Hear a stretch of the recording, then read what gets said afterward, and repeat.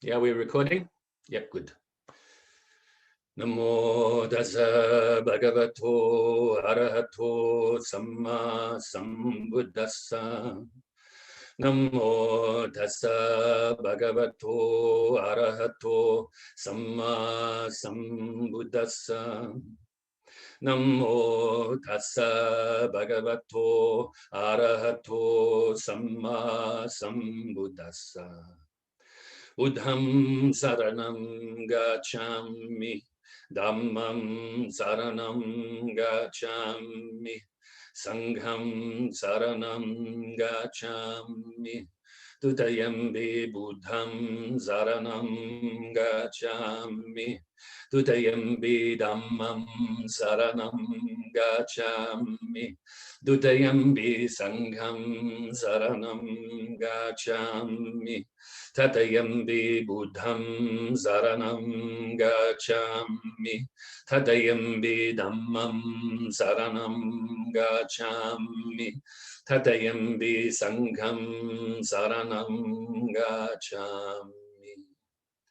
Namo Buddhaya, Namo Dharmaya, Namo Sanghaya, Namo Buddhaya, Namo Dharmaya, Namo Sanghaya, Namo Buddhaya, Namo Dharmaya, Namo Sanghaya. I take refuge until I am enlightened in the Buddha, the Dharma, and the Sangha. Through the positive potential I create by practicing the 6 paramitas, may I soon attain enlightenment in order to benefit all sentient beings. I take refuge until I am enlightened in the Buddha, the Dharma, and the Sangha. Through the positive potential I create by practicing the 6 paramitas, may I soon attain enlightenment in order to benefit all sentient beings. I take refuge until I am enlightened in the Buddha, the Dharma, and the Sangha. Through the positive potential I create by practicing the 6 paramitas, may I soon attain enlightenment in order to benefit all sentient beings. May all sentient beings have happiness and its causes. May they be free from suffering and its causes. May they never be parted from their happiness beyond suffering. May they abide in equanimity, free of bias, attachment to the near, and aversion from the far. I shall cause this. Great compassionate Buddha, please inspire me to be able to do so. Reverently, I prostrate with my body, speech, and mind, and present clouds of every types of offerings, actual and mentally transformed. I confess all of my negative actions accumulated since beginningless time, and rejoice in all the virtues of all holy and ordinary beings. Please remain until cyclic existence ends, and turn the wheel of Dharma for all sentient beings. I dedicate the virtues of myself and others to the great enlightenment. However innumerable all sentient beings are, I vow to save them all. However inexhaustible my delusions are, I vow to extinguish them all. However immeasurable the Dharma teachings are, I vow to master them all. However endless the Buddha's way is, I vow to follow it completely. Om Mani Padme Hum. Om Mani Padme Hum. Om Mani Padme Hum. Tayata Gate Gate Paragate Parasamgate Bodhi Soha. Tayata Gate Gate Paragate Parasamgate Bodhi Soha. Tayatam gate gate paragate parasamgate bodhi soha. So now time for meditation. Initially to relax your body and then to focus your mind on your breath. So get yourself comfortable and no slouching. It's okay if you have a bad back to lean back, that's fine. But for the rest of you who don't have the back problems and things, then try to be upright. Resting your tongue on the upper palate, of you, or just above your top teeth in your mouth. Having your shoulders not slouching forward, but also not rigid back. Just nice and comfortable in the middle there. If possible, your hands in your lap, the left one on the bottom, palm facing up, and then the right one on top, also with the palm facing up, and your thumbs touching.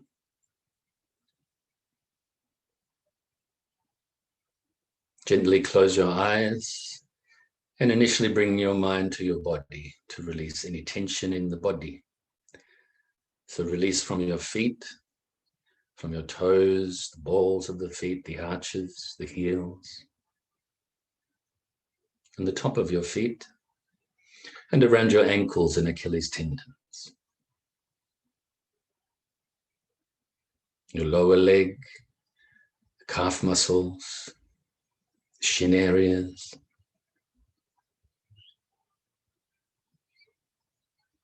the front, sides, and back of your knees, your upper leg, the quad muscles and the hamstrings, in your midsection of your body, the groin, hip flexors, and the glutes.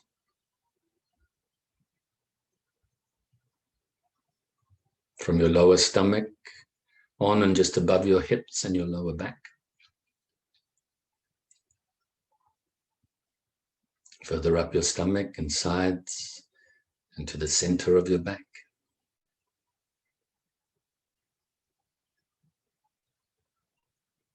From your chest, underneath your arms, and your upper back, the lateral muscles, and also the rhomboid muscles. Pay specific attention to releasing from the rhomboid muscles that are, or in between the shoulder blades and the spine on both sides. We tend to carry a lot of stress in this area. A lot of the time due to our posture. From the upper trap muscles, it's the same with these. We tend to carry a lot of stress in the upper trap muscles that run between the neck and the shoulders. So release the tension from there and from your shoulders.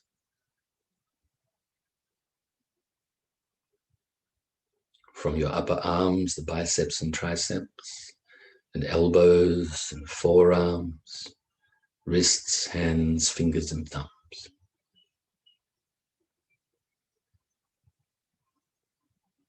Now bring your focus to your neck and release the tension from the front, sides, and back of your neck.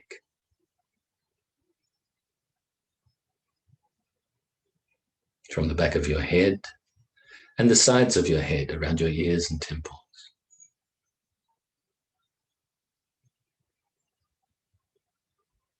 Now relax your face around your cheekbones and cheeks. Make sure you're not clenching your jaw.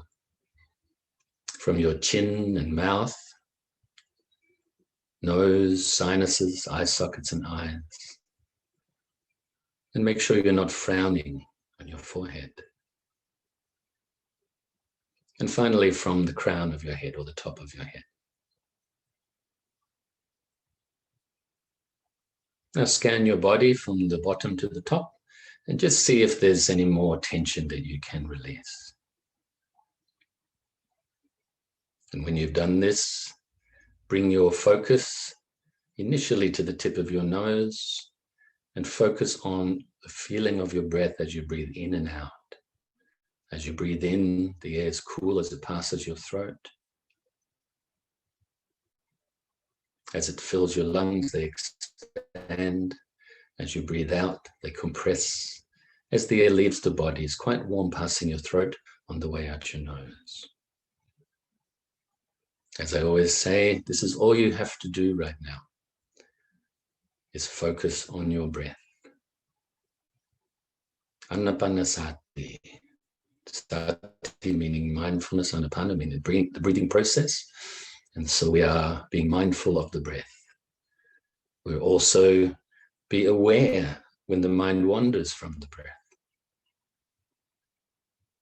And when it does, don't worry, it's fine. Just replace it back on your breath by being conscientious. If thoughts arise, or any mental activity, any mental agitation or movement, don't cling to it. Don't grasp at it. Don't try to forcefully push it away or deny it. Just refocus on your breath. Just let it come and go naturally. If your mind becomes dull and sleepy, wake it up a little bit by refocusing on your breath more brightly.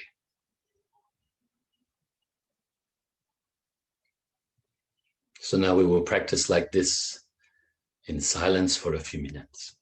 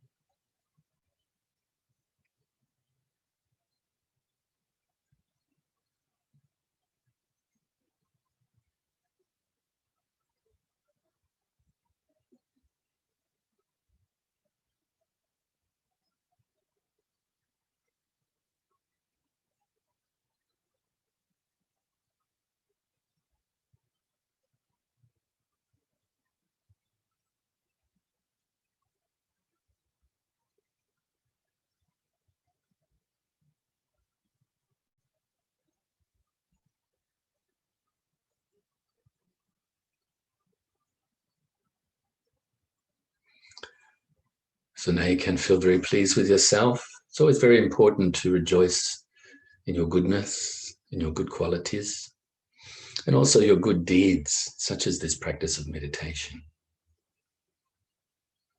Whether your good deeds are related to refinement of your own mind, or the good deeds are related to benefiting others, we should always recall them, always rejoice in them, and also dedicate all of the goodness, all of the merits that we create ourselves to the benefit of all other living beings.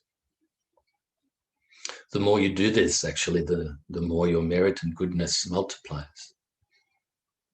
Of course, the ultimate goal is to realize the wisdom of emptiness. And when you do this with this knowledge of emptiness, then of course this goodness, these good qualities, these merits actually become immeasurable. But I think all of us, maybe we have a little way to go before we achieve that. But have no worries. Fill yourself with friendship and loving kindness right now. I think we all need to be more kind to ourselves and always remind ourselves to be like this. Of course, being kind to others helps us to do this as well, and vice versa. Fill yourself with so much loving kindness that now it overflows and radiates outwards, initially to your loved ones, your family, your friends, those people that you have an affinity towards or with.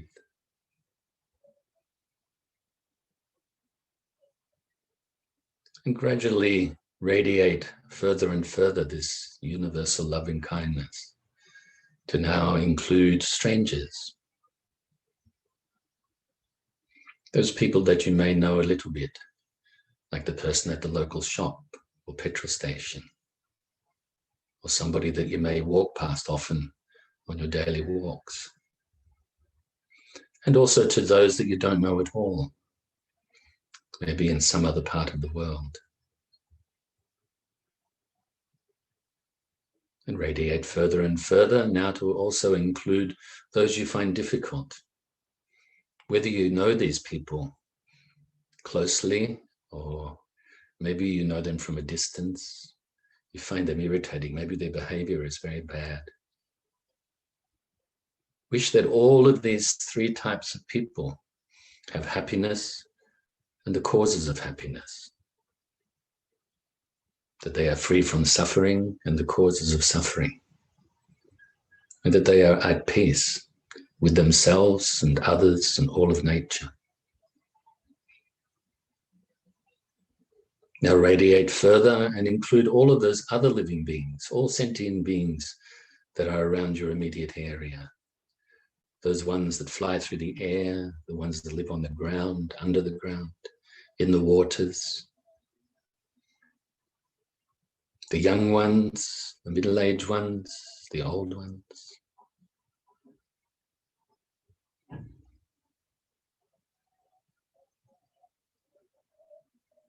And now radiate further and further to include all of those living beings. Extend this loving kindness to all of these living beings in your state or county. And other states and other counties throughout your whole country.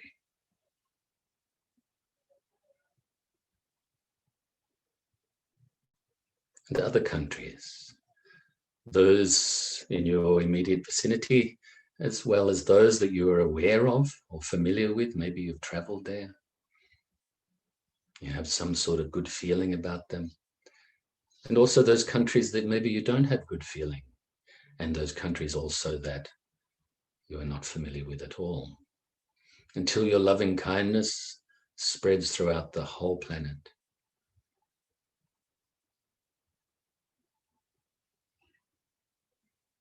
And other planets throughout the whole solar system. And other solar systems throughout the whole galaxy.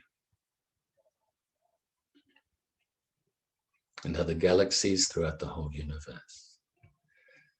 Now have your loving kindness, your immeasurable loving kindness radiate throughout infinite space, without limit. And at the same time, be present here and now, and we will recite the dedication prayer. Due to this merit, may I soon attain the enlightened state of the Buddha, so that I may be able to liberate all sentient beings from their sufferings. May the precious bodhicitta not yet born arise and grow. May that born have no decline but increase forevermore.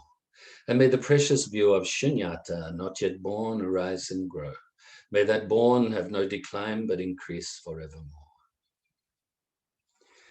And so just before we start the Dharma talk, I just wanted to encourage you and remind you to practice meditation. The two types of meditation you could say that we're practicing right now is a meditation on the breath to relax the mind and the body. You should practice this every day. And the loving kindness meditation.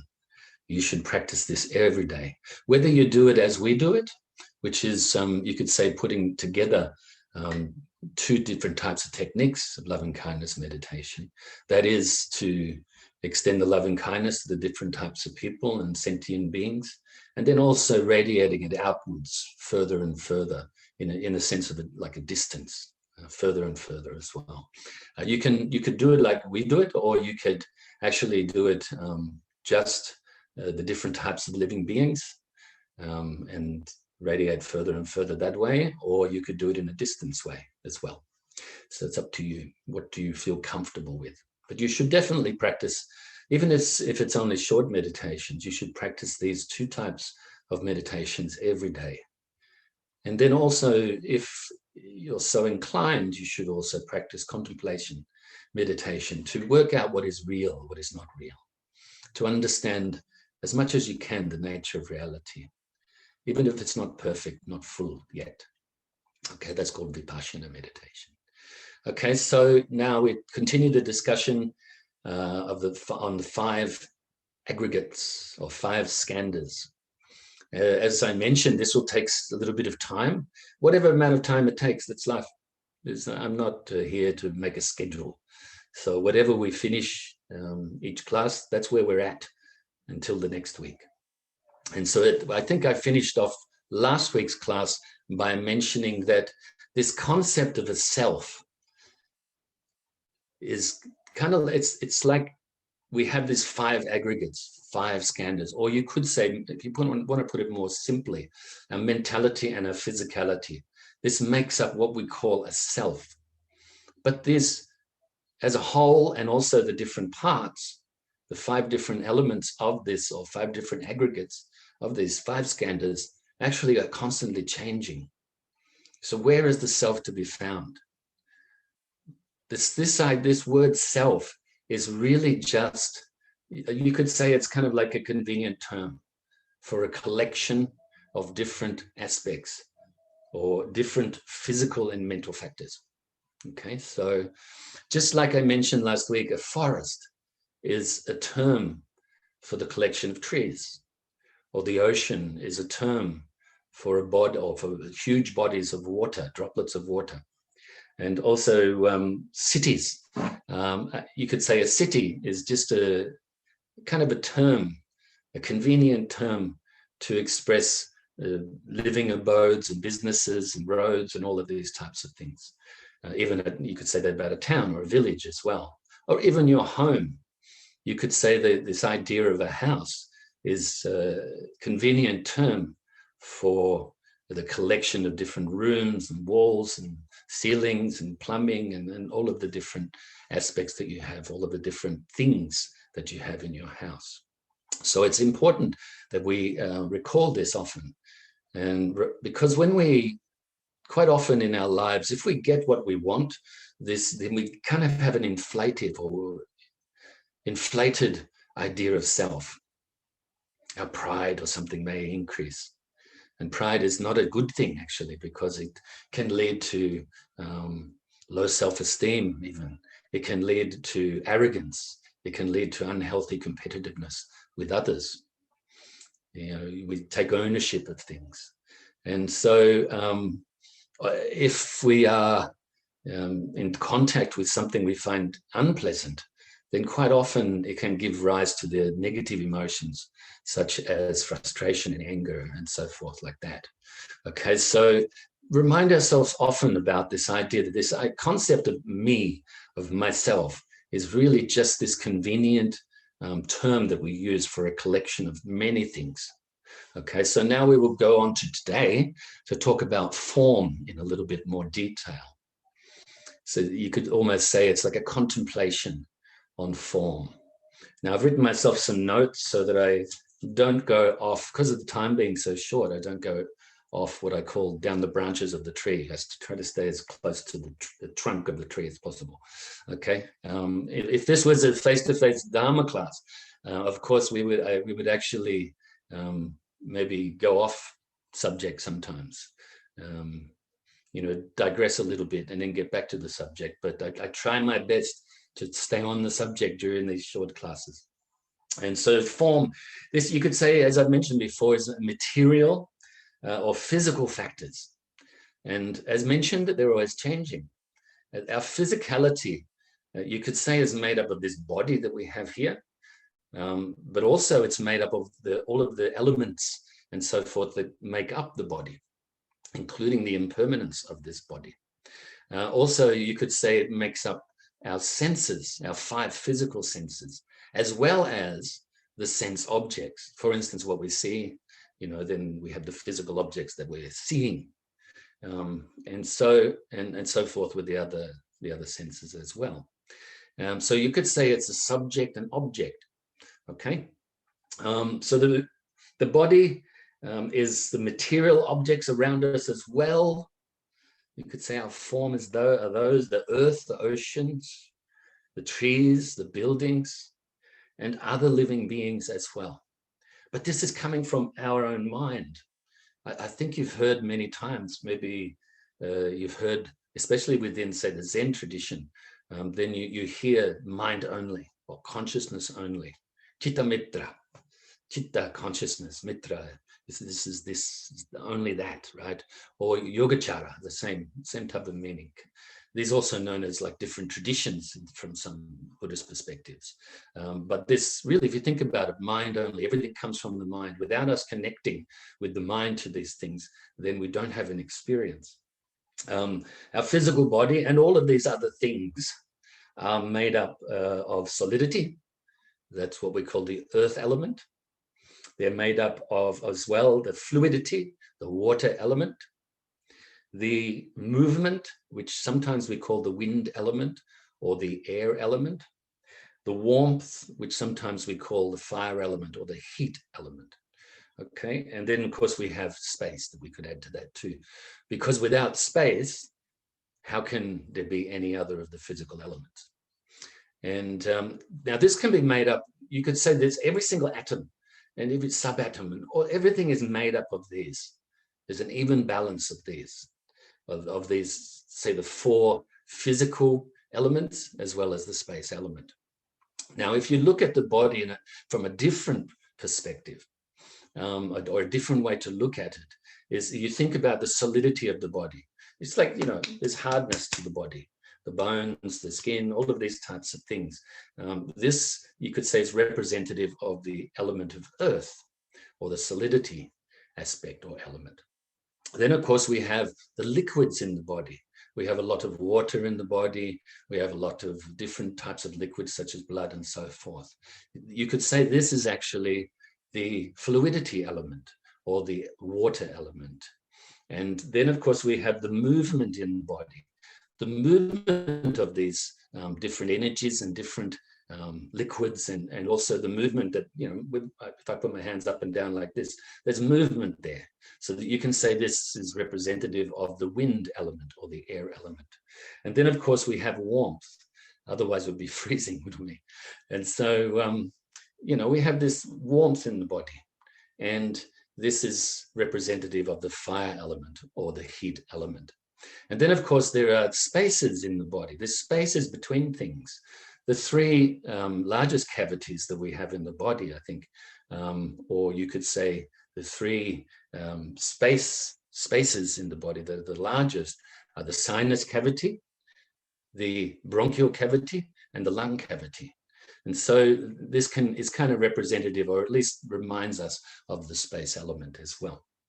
Now, our 5 physical senses, I think you're probably well versed in these. The eye, it's very obvious. The eye, the ear, the nose, the tongue, and the body sensations, so that our tactile sensation that we experience. For instance, to do with the tactile or the body sensation, we're always feeling things. Even if we are feeling the wind on our face, this is actually the body sensation. or the body sense in place. Now they have corresponding physical objects of the sense organs. Let me get rid of this piece of paper. The eyes, obviously the corresponding object, are visible objects. So I mentioned last week, gave you the example of us looking at this computer right now, or if you're on your iPhone or something, and you're seeing an image on this computer. The image is all of us here, or myself, and maybe other things that you have on the computer. You're able to see that with your eye and the ability for you to see. And then, of course, there's the contact with the visible object. And it's likewise with the ears. The ears have sound and vibrations as the object.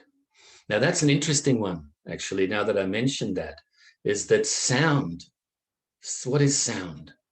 Sound is vibration, isn't it? Quite often, some people think, oh, this sound comes into the ears. It's just sound. No, actually, without the vibration, without some sort of, give you an example of a guitar. There's an acoustic chamber in an acoustic guitar, right? And without that space and without that acoustic chamber, then the sound couldn't come out without the vibrations, could it? So sound really is vibrations. I often say that music, and some musos who maybe have big ego probably don't agree with this, but what is music? Music is really just vibrations and expression. So yeah, it can be beautiful, it can be irritating actually as well, depending on your state of mind and depending on the sound that you're used to as well, okay? I used to ask years ago in classes, what is your favorite song? And we'd go around the class and everybody would mention different songs. I said, well, actually, if there was one best sound represented in this example by a song, if there was one best sounding thing, then we would all agree. But it's all made up by our own interpretation of it, by our own state of mind at the time. Anyway, so I did digress slightly then. So now we go on to the nose. Obviously, the object of the nose is smell, smells or aromas. And so once again, I'll go slightly off topic. Our smell, sometimes we like smells, right? Sometimes we don't like smells. This, once again, is our own perception. I used to say years ago that the flowers, I love the smell of flowers. But of course, we have the positive and negative out of everything. They also make me sneeze sometimes. So I just thought I'd add that a little bit of humor as well. Then, of course, we have the tongue, and the object of the tongue is taste. And then the body, skin, or tactile sensation are tangible objects. So objects of touch. And so these are the 5 physical senses and the 5 physical sense objects. The physical elements are not enough to provide us with experience, are they? As mentioned last week, the consciousness aggregate is essential. Without the consciousness, without the contact between our sense and the sense objects, and then that conscious experience, that conscious moment, without this consciousness, there is no experience. Okay, so within all of our experiences, whether they become personal, which we'll talk about probably next week or the week after, to do with the other aggregates, then whether it's personal experience or whether it's just bland experience, consciousness is essential at that time. Then, of course, the contact between a subject and object cannot result in experience without consciousness, which is the 5th aggregate. Of course, we'll go into that in more detail in the future, but I wanted to mention that again today. The contact, definitely there's no experience without the consciousness.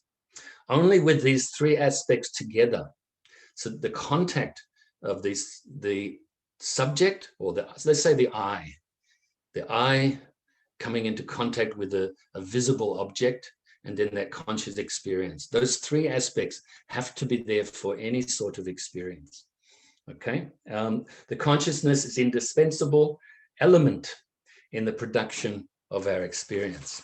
Now, I think we've only got like a minute to go, but we should mention here before we go further, before we discuss the mental factors of personal experience, is the sixth sense, the mind. The mind, obviously the mind in itself, the consciousness, the mind in itself, you could say is the subject. And then we have the objects of the mind, which I will elaborate a little bit more on next week, but I'll mention them briefly now. And that is that they are thoughts, ideas, concepts, properties, beliefs, mental imagery. The contact between the subject and object results once again in a moment of consciousness related to this mind sense. So I think I'll probably get cut off today, I imagine, because I didn't pay attention. But be well, try to be happy, try to be content, try to live in the present moment. Don't dwell on the past so much. Don't plan for the future so much. Don't worry yourself or be anxious. Practice the Dharma to the best of your abilities and really look after your mind and care for all